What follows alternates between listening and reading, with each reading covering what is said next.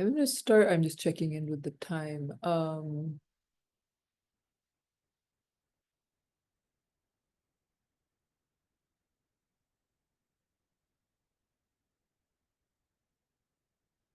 I don't know if this was mentioned. Beck just shared in the chat for green as well, the new growth sprouting around. Yes, yes, yes, yes.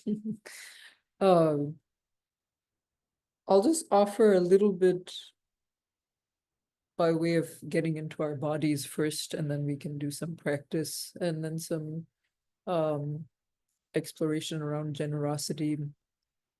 And I know some of us are closer in front of our screen, some of us are farther back. Uh, feel free, if you are on a screen, feel free to, stop your video for a moment if that makes you more comfortable moving your body. We'll just do a couple of movements for the neck.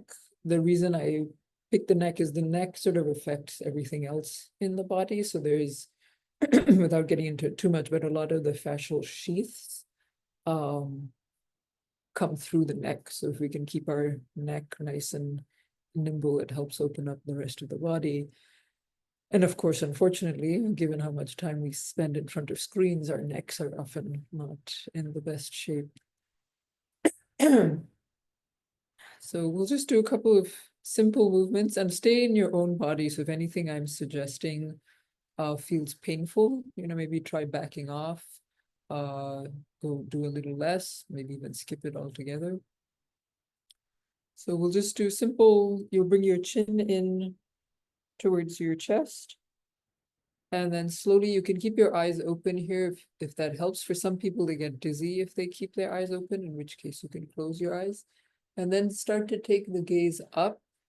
Go as far as feels comfortable in your neck. For some of us, it may just mean maybe we're looking at the wall in front of us. For some of us, maybe we can go up to the ceiling. Some of us may be farther back. And then slowly at your own pace, just go back and forth. So bring the chin back in towards the chest. And then slowly take the head back. Do about 3 or 4 cycles at your own pace.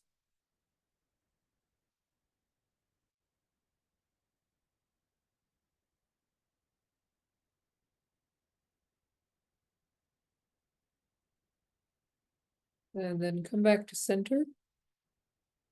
And then we'll do the sides. So let your head drop over to one side. So let the ear, so my right ear is reaching towards my right shoulder. And then come back through center and let the left ear drop towards the left shoulder. And then same thing, just go back and forth. Try and keep the rest of the body stable.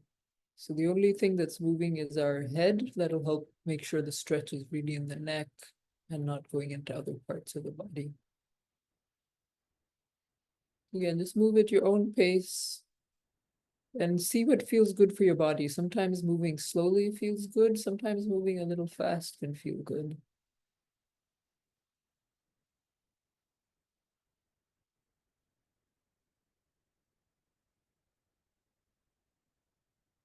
Right. Okay. So we'll do a few moments of practice, and it'll be a very simple guided meditation. And so in thinking about generosity, uh, thinking about giving and receiving in a way as a cycle, but also that they're sort of interdependent, right? So giving happens with receiving and receiving happens with giving. And so we can work with our breath in that same way, right? So breath too, there's what's happening internally in our body, but then it's interdependent with what's happening outside. So we breathe in, we receive, and then we breathe out and we give. So breathe in, receive, breathe out, give. And so we'll just work with the breath and then work with the breath, seeing how it feels in the body and just noticing a few things as non-judgmentally as we can. All right. So we'll do maybe about 5-7 minutes, so not too long. come into a comfortable posture, so something that you feel you can hold for about 5 or 7 minutes. This could be sitting, it could be laying down. If you lay down, my one suggestion would be is to make sure you don't fall asleep. So find something that'll help keep you from drifting off entirely.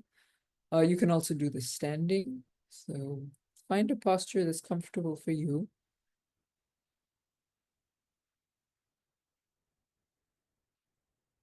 And then before we move to the breath itself, I just want us to have another anchor. So the breath can be really grounding, and sometimes for some of us it isn't. Or sometimes the breath is grounding, but there are moments when we can get a little agitated or something happens and the breath is not the best anchor. So in those cases, just come back to the body. So whatever posture you're in, if you're seated, bring your attention to wherever your body is in contact with the ground. So it might be along your hips, your bottom, maybe the sides of your feet, sides of your legs. If you're laying down, if you're on your back, maybe your shoulder blades, your arms. If you're standing, the bottoms of your feet. So whatever posture you've chosen, let's connect with either several parts of the body, or pick one part of the body that's in contact with the ground and just feel into that. We might notice the sensation on the skin. So does it feel soft? Does it feel hard?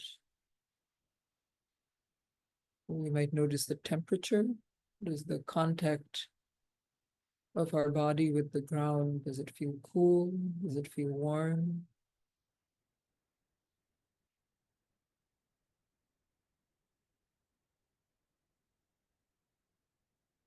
And then connecting with this giving and receiving, can we connect with a sense of giving the weight of our body to the ground, to the earth beneath us? And so we might have to relax a little bit in the body, maybe notice where we're tightening or holding unnecessarily. We relax. Also, some common places of tightening and holding. Just check in with your shoulders. Can we give the weight from our shoulders down to the ground?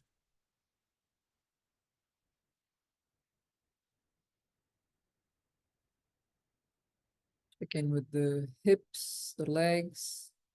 Is there anywhere where I might be able to relax my body and just surrender the weight of the body to the earth? The earth is strong, the earth is firm, she can hold our weight.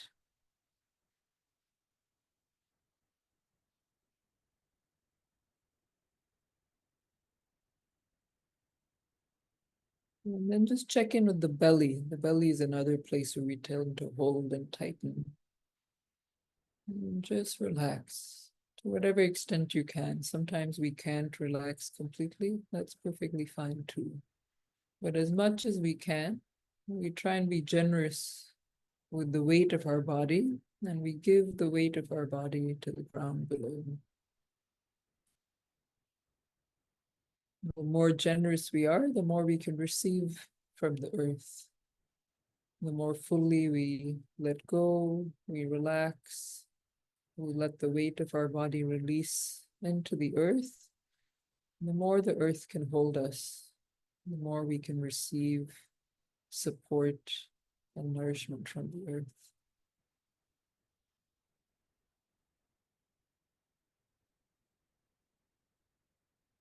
So we have the option to stay here. So staying with the body, contact with the ground, and just connecting again and again. Can I give the weight of my body to the earth? And can I receive the support of the earth? If you'd like to work with the breath, just gently bring your awareness to your breath. wherever you feel or notice the breath. Some of us, it may just be the sensation of the body sort of expanding and then collapsing. It might be a sense of rising or lifting, maybe in the chest, maybe in the belly, and then a sense of falling or coming down again in the chest or the belly. For some of us, it might be in the nose or the throat. Maybe we can just feel the air coming in, coming out. So there's no right or wrong way to feel the inhale and exhale. Just notice for yourself, in your experience, when you draw your attention to the breath, where do you feel it?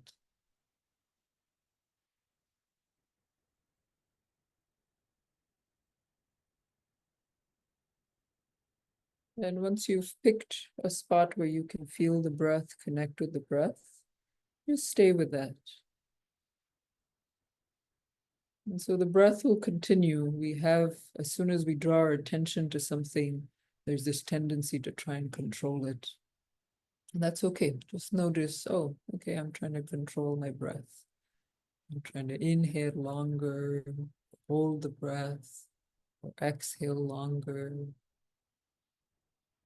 Just notice that we're trying to control.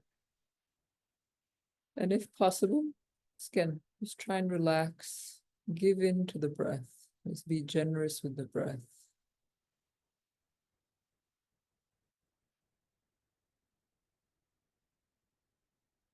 If you want to work with that, maybe bringing the focus to the exhale. And as we exhale, just easefully, so there's no forcing, no tightening. You must have this sense of giving the breath to the outside, giving the air that's inside our bodies back to the atmosphere around us. At the bottom of the exhale, you might have this sense of really relaxing, let the body release into the earth. And then if possible, just let the inhale come on its own. So we just open to receiving.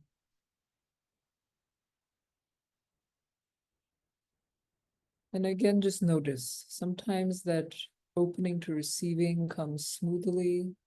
The air can just feel like, when you're thirsty and you get a sip of water, and the air just flows in smoothly, feels like, my thirst has been quenched. And sometimes it's not like that. Sometimes it feels a little tight, a little forced. Maybe there's even, just the tiniest bit of anxiety or fear or panic. Will the breath come? Do I need to inhale? Should I start the inhale on my own?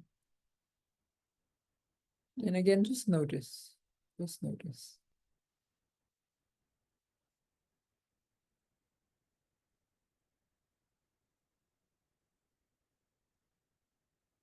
And so we'll just stay with the breath here for a few cycles.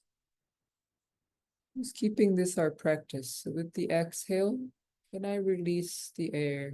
Can I let go any tension in the body? So release the weight of the body to the earth and release the breath to the air around us. And then we receive the earth holding the body, and just as easy and smoothly as possible, just let the inhale come. Just receive that air like we're drinking. Just let that air sip in.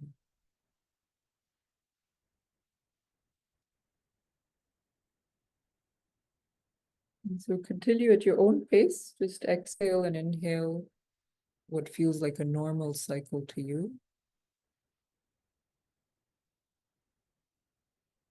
And the main thing is to just observe. We're just observing our experience.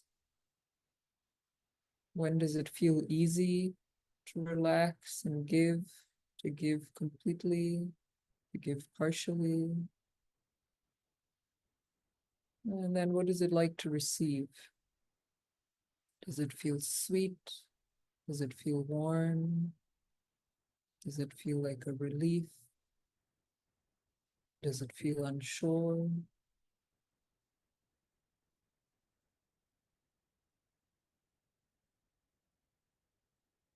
Again, just a gentle reminder, there's no right or wrong way to give and receive in this, in the breathing and in the sitting or laying down. We're just observing our experience and noticing. Notice where we tighten, where we relax. Notice what feels easy, what feels a little more difficult.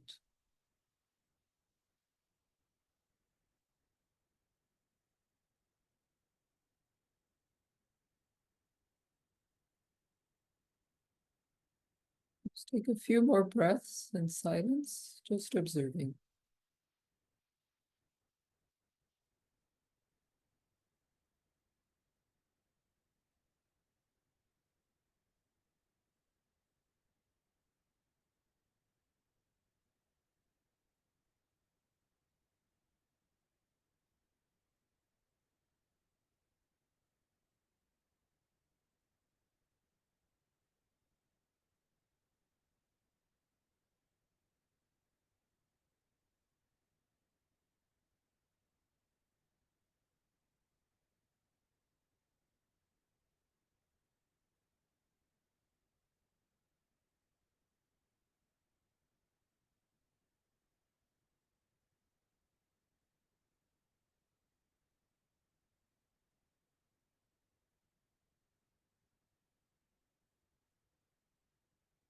As we continue our observation, notice if our attention is still with the breath or the body, or maybe it's wandered off and thinking about something, planning or worrying.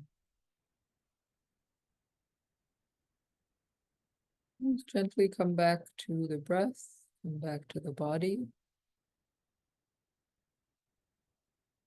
And back again to the points of contact between the body and the earth.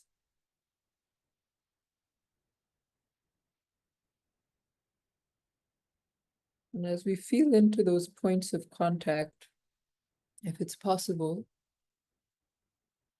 maybe just having a sense of gratitude, maybe a sense of wonder or surrender. The earth holds our body up. Maybe, and can we trust the earth? Can we really trust the earth and just relax? We don't need to do all this work to hold ourselves together. We can just relax and trust that the earth will hold us.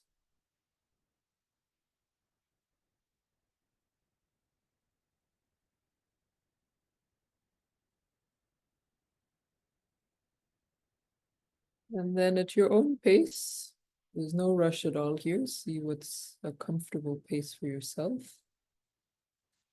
If your eyes were closed, you can open your eyes. And slowly just come back into our shared space, into the room you're in, into the people around you if you're sitting with people around you, to the screen if there's a screen in front of you.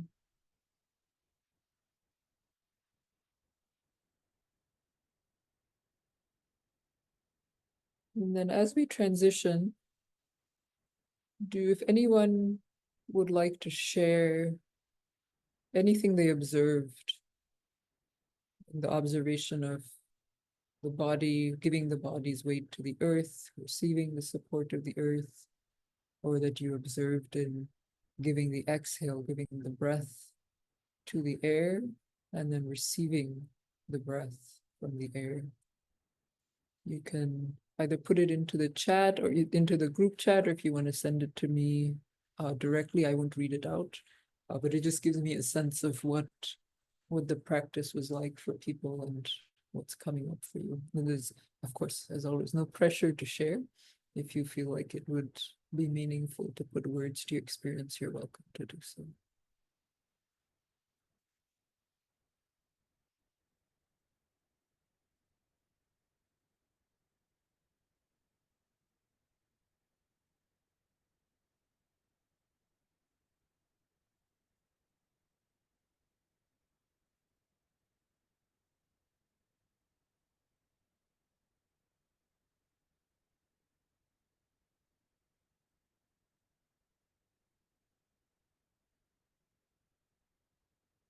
And then I'll also offer a reflection or question that could help guide some of our time together. If there's a question that you've been sitting with around generosity, or if you heard about the topic for today, was there something that came to mind, like, oh, I wonder if we'll talk about such and such, or so this is one of the things I struggle with about generosity, or this is one of the ahas I've had around generosity. If there's any questions, any reflections around generosity that you want to share, again, that you could either put into the group chat or directly to me, or if you want to unmute yourself and share.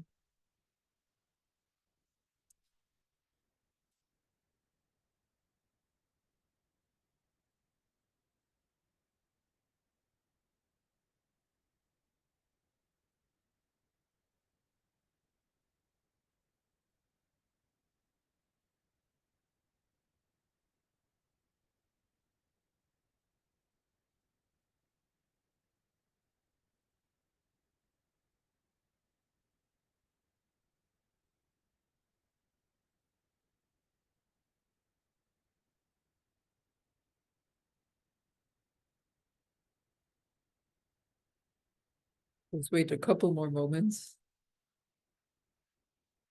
Yes, how do we know when generosity is wise or unwise? Thank you. Yeah. It always feels harder to receive generosity than to give it, even with a breath. Yeah.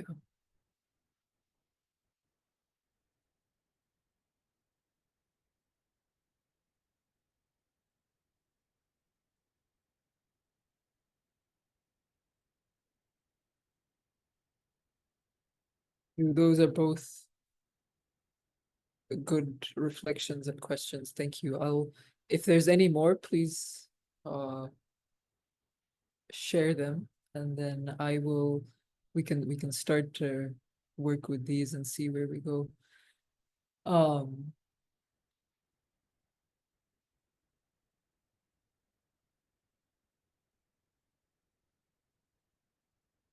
I'll go with the wise and unwise one first, and then we can loop back to how come it feels easier to give than to receive. Um, quiet bunch. Sometimes quiet is also a generosity. Yeah. I was recently on I did a Buddhist pilgrimage in February and March, and so we were in India, and it was a mixed group, but parts of so for some of you, if you're not familiar with Buddhist pilgrimage, then in the traditional Buddhist model, so when the Buddha was dying, he recommended 4 places to visit. So it's the place he was born, the place he was enlightened, place he gave his first teaching, and then the place he died. But anyhow, at any of these places, or if any of you have been to India or Nepal, you've probably experienced this. You know, there's lots of kids who will sometimes come over and ask for money or for food. And especially some of the sites where the Buddha lived, that particular state in India is one of the poorest states in India now. So it is particularly impoverished even by Indian standards. Anyhow, so there'd be all these kids running over asking, please give some money, give some food, help us in some way. And the the teacher leading our group had cautioned us that, it's tricky where you want to give.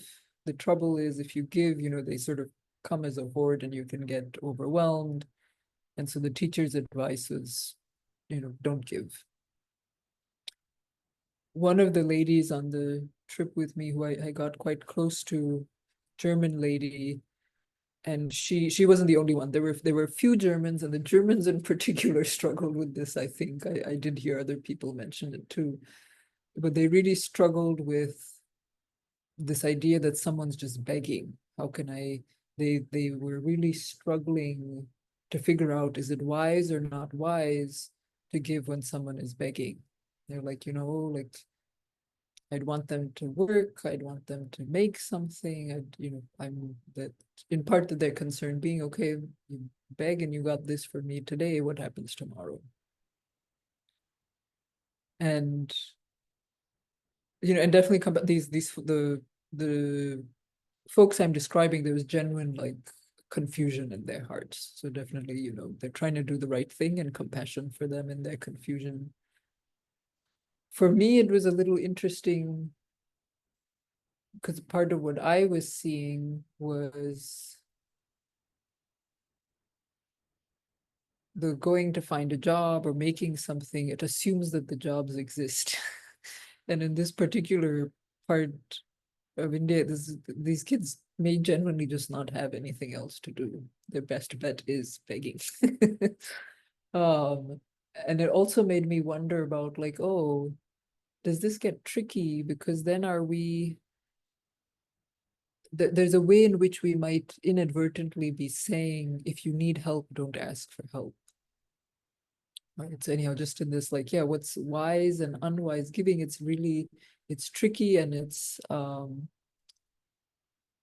very context specific, right? What could be wise in one situation might not be wise in another situation. I will say briefly that when we can loop back to this if folks want to talk about it more, the Buddha does give very specific instructions and directions on giving. For example, there's one of the stories from the Pali Canon, and this happens twice. There's a king or a student of the Buddha's who asks him, who should I give to? And the Buddha says, give to whoever, that where it delights your heart the most to give. So the generosity is coming from this really open place you really want to give. And then in both cases, the student or the king asks the Buddha, who should I give to if I want to earn the most merit? So some of you may be familiar with this concept, right? So in Buddhism, the idea of the merit sort of in a way being what's the good karma I can generate from my generosity. And how do I give? So in a way, we could say that's part of wise giving, is how do I give in a way that the karmic trace of my giving is going to be is going to plant seeds that are good for me, good for the other person, good for whoever is receiving. And so in that context, the wisdom, if you will, of giving depends on three things. So it depends on the person who's giving, depends on the person receiving, and then it depends on the gift itself, which makes sense, right? So for the person giving, it is what was their intention before giving the gift, what is their intention while they're giving the gift, and then what is their intention afterwards, right? And so I'll unpack that one a little more because I think most of us that might come up in thinking about, is this wise or unwise giving? So my intention before I give, right? So am I thinking about like what can often happen, right? Like, oh, I should give. If I go back to that example of the kids begging, right? Like, oh, I can see someone who has less than me, someone who's asking for help. I should give. And so that's sort of this like either peer pressure or where, could be where we're more concerned about how do we look to other people. The intention while giving, right? So am I giving with respect? Am I giving in a way that keeps the dignity of the person receiving in mind, right? So there's a way in which perhaps we've seen, maybe even experienced ourselves, where something is given and it's tossed to you, or you're given the thing that someone else didn't like, and so they gave it to you, right? They're not giving with this sense of joy. They're not giving something that they really like and they want you to share it. And then the intention after, the intention after is sort of interesting because there's at least for me, one of the teachings I find really helpful is to notice after we gave, do I still feel good about the giving? If at any point I notice like, oh, I don't feel that good anymore, then it tells us something about our giving, right? So it means either we gave with the expectation of receiving something. And so that's actually, I think it's called, that's like giving a bribe, basically, right? So you gave the gift, but you gave it because you wanted something in return. So that's not actually giving, that was a bribe. You gave things so that you could get something in return.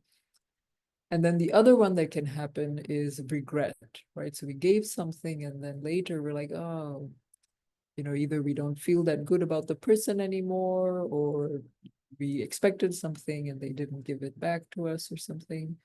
And for regret, especially, if I remember correctly, the teaching says that if we gave, even if we gave with a good intention before and during giving, if after the giving we have this sense of regret, it can actually, what's the word I want? It can counter all the good karma that could have happened from that giving. So that's for the person giving. For the person receiving, right? So the sort of traditional Buddhist teaching will say, is it someone who, the way I might say it is, what's the quality of their heart, right? What's the quality of their mind? Are they free from greed, hatred, and delusion, or are they on the path, on a training path to try and free themselves from greed, hatred, and delusion? And then there's many hierarchies in that we can get into if folks want to. And then the gift itself, right? So part of that has to do with the kind of gift. Is it a gift that the person needs? Is it a gift that will be useful, beneficial to the person? The timing of the gift, is it the appropriate time to give the gift? And then of course there's also just things about like what's the quantity or the size of the gift. So that I'll put that out there as a way for us to maybe just start thinking about wise or unwise. If there's specific examples that you are reflecting on and would like to share, that we can brainstorm together, feel free to do that. I will say, just quickly, I will say on the harder to receive than to give it, this is a common observation. I think particularly common observation in the West. So I think there's something that happens to us in our socialization, right? So I don't know if it's because of the emphasis on sort of like individualism or the emphasis on self-sufficiency or something like that. So there's a way in which in the giving and receiving, a power dynamic is set up, right? And so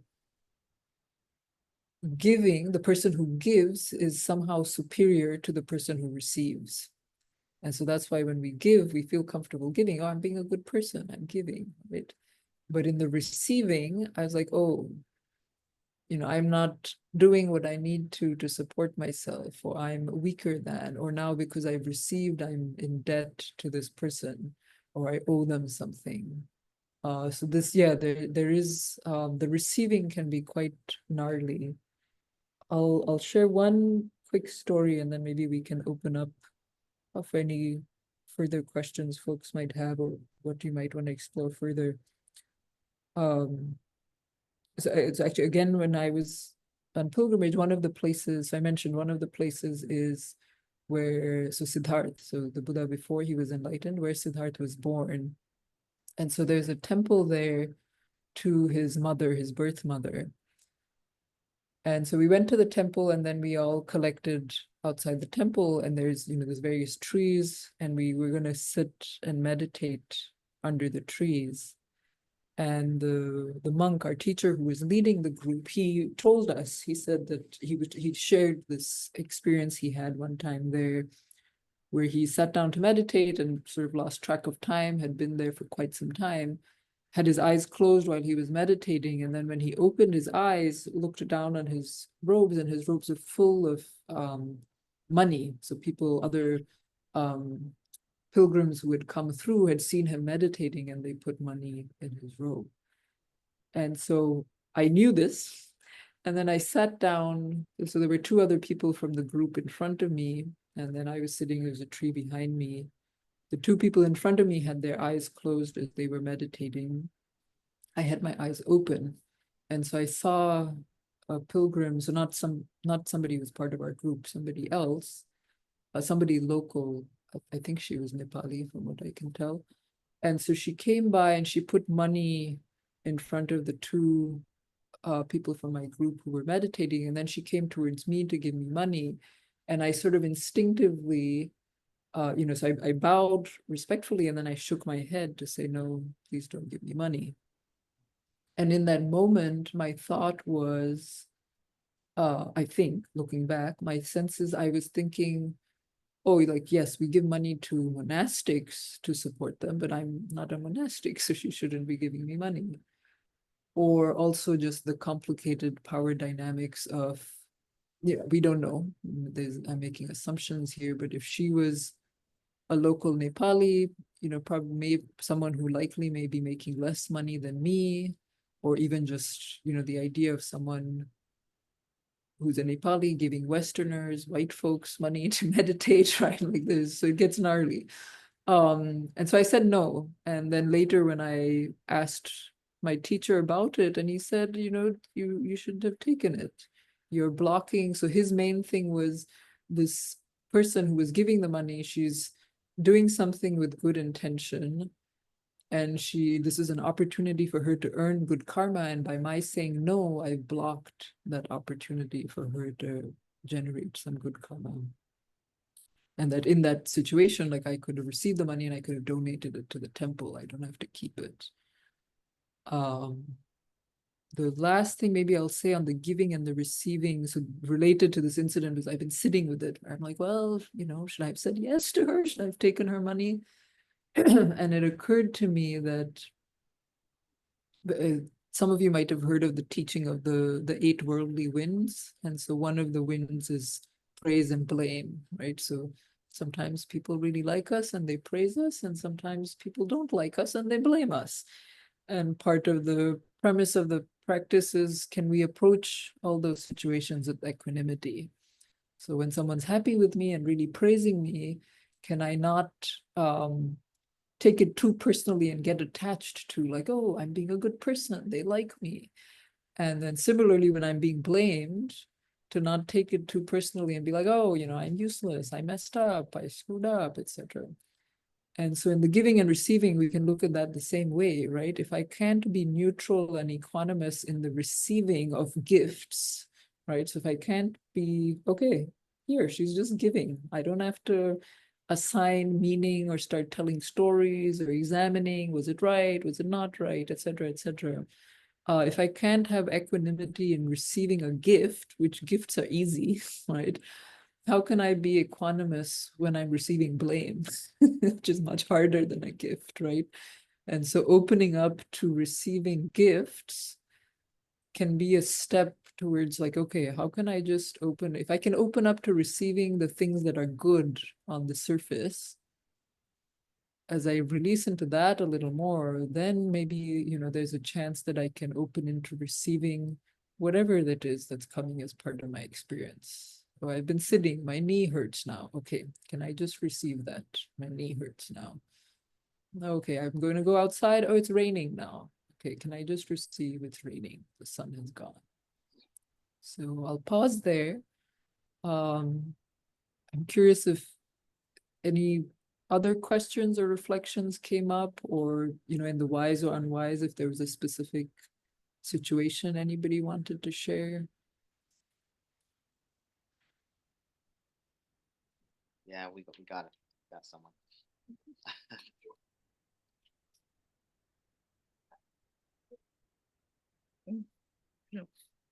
Hi, can you hear me?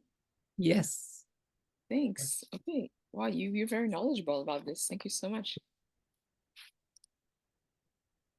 You're welcome. Sorry, I was trying to move the video and I was being told by Zoom I cannot move the video. Okay. Yeah, like a lot of us in this group are into like somatics, Mm, and I noticed that some of the hints that you gave us were very much like thinking based, like very cerebral, like making a list and going through like information. And like, what would you have to tell us about easing into giving and receiving, but that's more like pure intuition, body sensation based? yeah, yeah. Um, for me, I'd say so like this is how it comes up for me. So hopefully this is useful for some folks at least. When I'm sitting, so for me, if I'm sitting, there's three places in the body I can check that I'm like, oh, this is right. So for me, one is so shoulders, right? So when um the sort of shoulders, collarbone, neck, right? So when I'm resisting giving, there's this tightness here. I'm trying to hold my own weight up. I'm gonna sit up as straight and tight as I can. The second place is the belly. So, right, so notice where I'm like unnecessarily sucking my belly in. Sometimes in the rib cage for me, and the rib cage one is tricky because sometimes that's related to grief. So for me, at least, like that's where grief gets stuck. And so sometimes the holding there is about this not wanting to let the grief just explode. So yeah, so the shoulders, neck, the belly, and then the third one for me, if I'm sitting, is my hips, right? So there's my inner hip flexors will be tight because I'm trying to hold my knees and my hips up myself, as opposed to if I just relax my hips, just give my weight, my knees stop hurting, all these other things stop happening when I can just let the weight of my legs release to the ground. So I'm not sure, does that help a little bit at least? I would say in that, and it could be in anything, right? So if you're standing, notice in your feet, little things. Is the weight, can you feel the weight evenly in the soles of your feet? Is it a little more in the toes, a little more in the heels, a little more on the outside, the inside, things like that? But again, same thing, just notice in your body, where am I holding? So generally when we're standing, right? So a lot of the holding then tends to happen again in the hips, but like the glutes, where we're tightening the glutes even if we're not using them. Similarly in the shoulders, so in the body, how do I want to say this briefly? The parallel, so the latissimus muscle in the shoulder is the glutes, right? It's basically the glutes of the shoulder. And so you'll notice that those tend to tighten when we don't need to. We're just standing, we can relax. In walking, when we step forward, so the foot that steps forward, so typically what will happen is when we're walking, we will pick up the foot behind before we've actually transferred all the weight forward. So the foot in the back is not actually light, it's not without weight. So we're adding work, right? Why are you lifting a leg that is still bearing weight? Instead, first transfer, give all the weight to the foot in front. Once that back foot is light, and it's just like, it automatically comes up on its own. So those are a couple of examples. I hope they're helpful.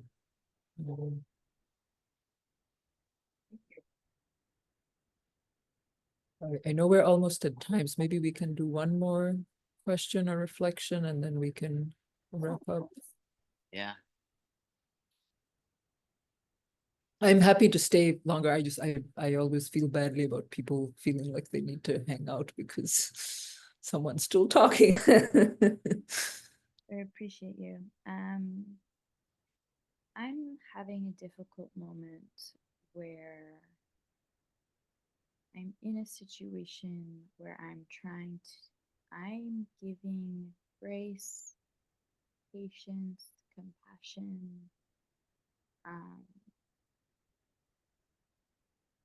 I'm in like a legal Mm. dispute, and I'm trying my hardest not to escalate things and like keep things nonviolent. I'm being advised to get the police involved, and I've been waiting for like 5 months now. And in that waiting, it's very difficult because I'm like riding this line of like wanting to act in integrity Mm, and also not wanting to be abused. yeah, yeah. That's a really tough one.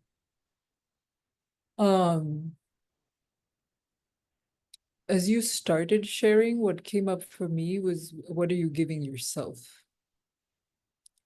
And to start there. So there's one of the stories from the Buddha's time is that there's a monk walking in the forest with 2 or 3 lay people. And as they're walking the forest, they meet, a thief, a bandit, whatever you want to call them. And the bandit is insisting that one of them, he needs to kill one of them. And so the question presented to the monk is, who should he kill? And right, some of the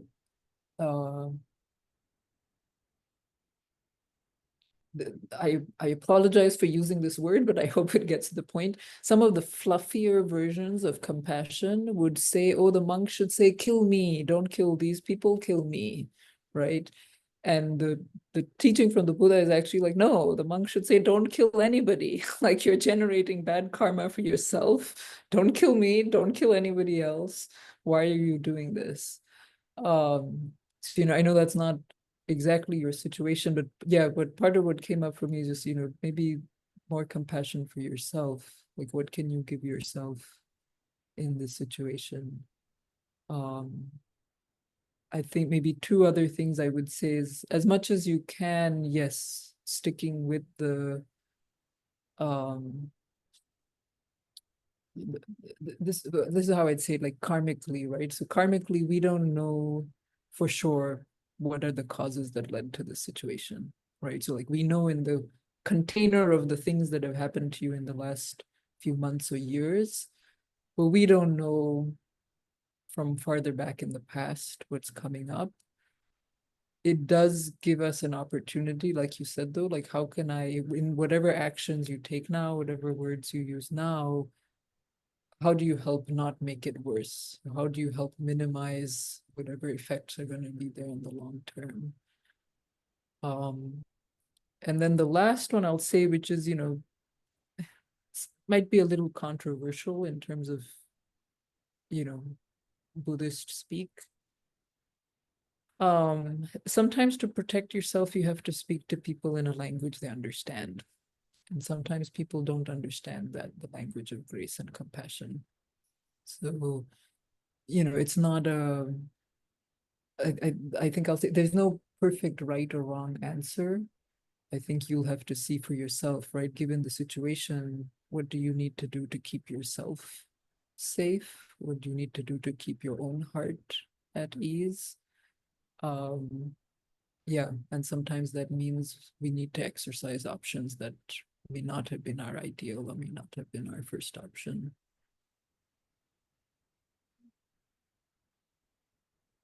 Thank you for sharing.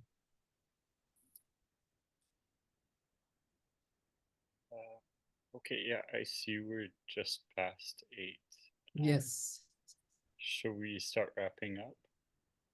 Yes, is there something in particular y'all I do to just wrap wanted up, or?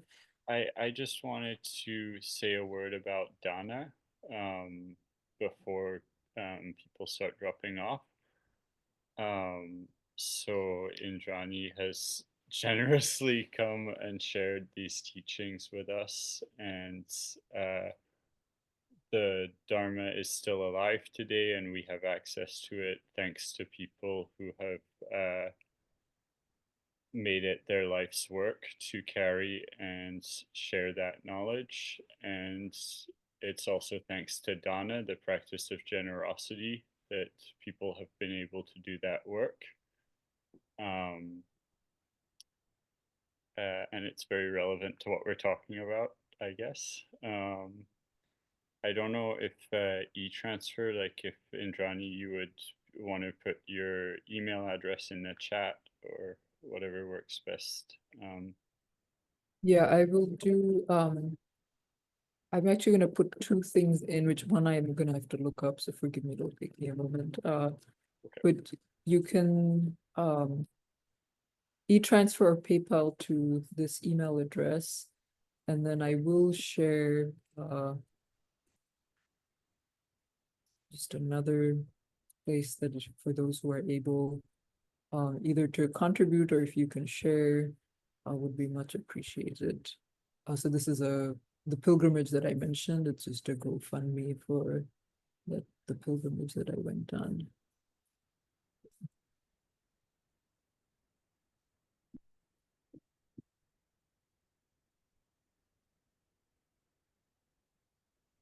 Thank you all for those who, if you have a moment, and if you want to share a word or anything that, you know, as a way of parting, and if folks have more questions or anything, you have my email address, so feel free to email. But yeah, I'm also happy to chat more.